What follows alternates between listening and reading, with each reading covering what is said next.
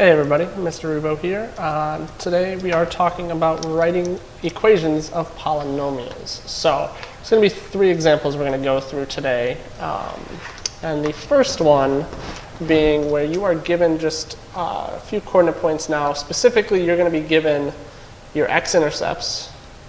So they may say x-intercepts or they may just put them as coordinate points like these are. And then you're going to be given a separate value, usually the y-intercept.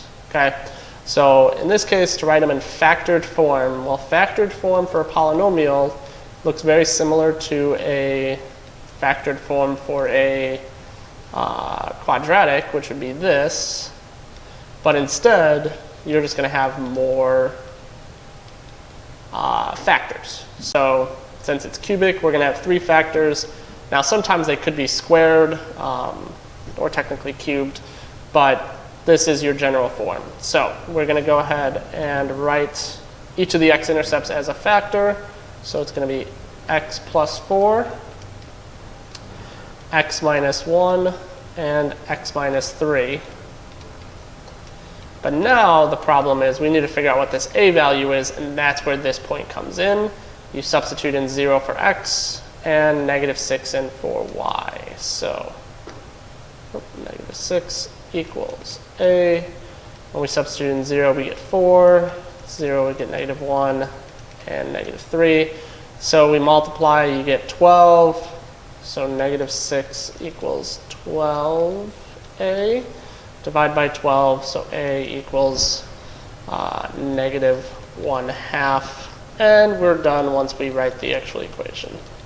So there it is in factored form. Okay, so it's actually no different than when it's quadratic given the x-intercepts and writing in factored form. You still need to solve for a, and you use that extra point that's given, usually the y-intercept. All right, so now let's move to our second example here where they give us a data table. Now this data table, you'll notice none of these are x-intercepts, right? So we can't do the factored form. So if this is the case, and you can kind of tell also the numbers aren't the nicest, this is where we are going to bring up our calculator. So now I've already done this in the calculator sum. So you're going to go to Stat, you're going to choose Edit, and you're going to put in the data. So I put 10, 20, 30, 40, 50, because those were the x's in for L1. The y is in for L2.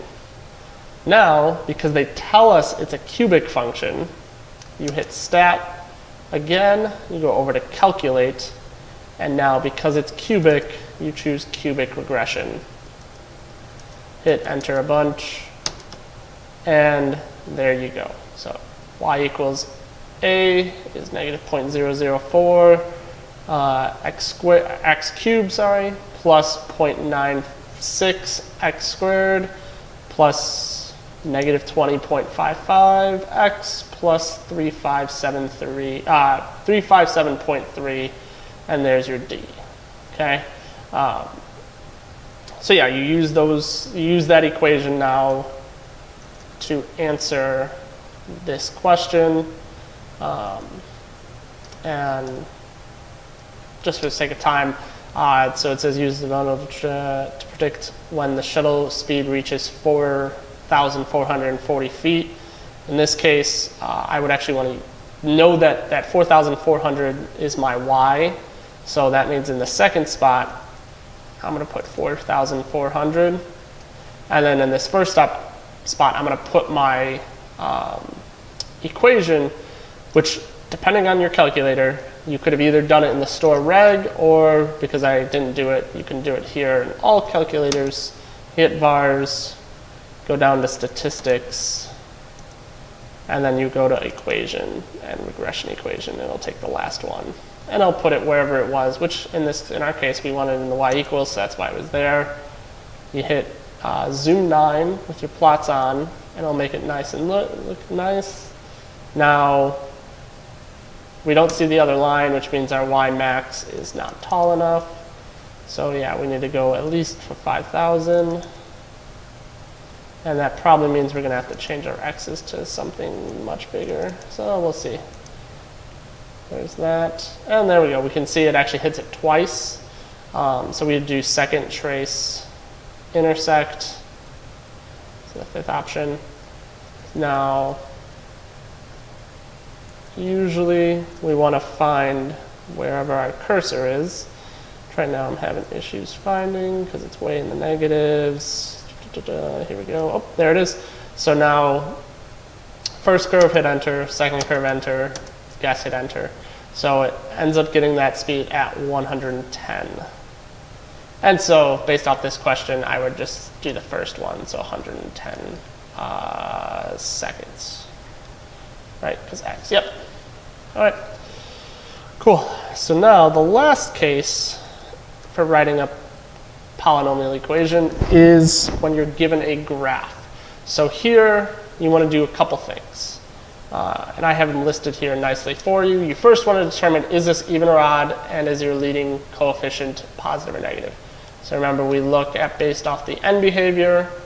They're the same direction, which means even, and they're both up, which means positive. Okay? Then we look at our graph and figure out our x-intercepts.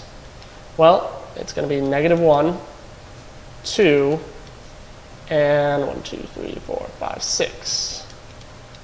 Multiplicities, remember, is if it goes through, it's a multiplicity of 1.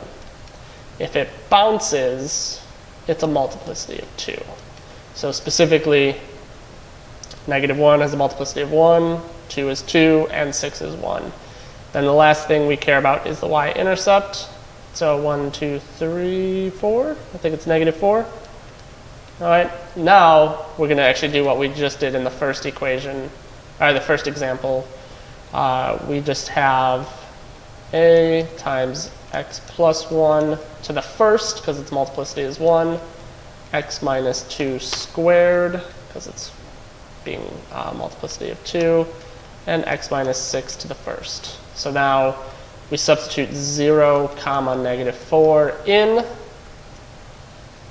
and when we do that, we get -4 equals a times 1 times -2 squared times -6. That's 4, that's -24. So we get -4 equals -24a, that's in 24. Divide, so we get a equals 1/6. So our equation is going to be 1/6 x plus 1, x minus 2 squared, and x minus 6, and all that equals y. All right. So yeah, when you're given the graph, you just pull the points off the graph as opposed to them giving it to you. All right. So thanks for watching, and have a good day.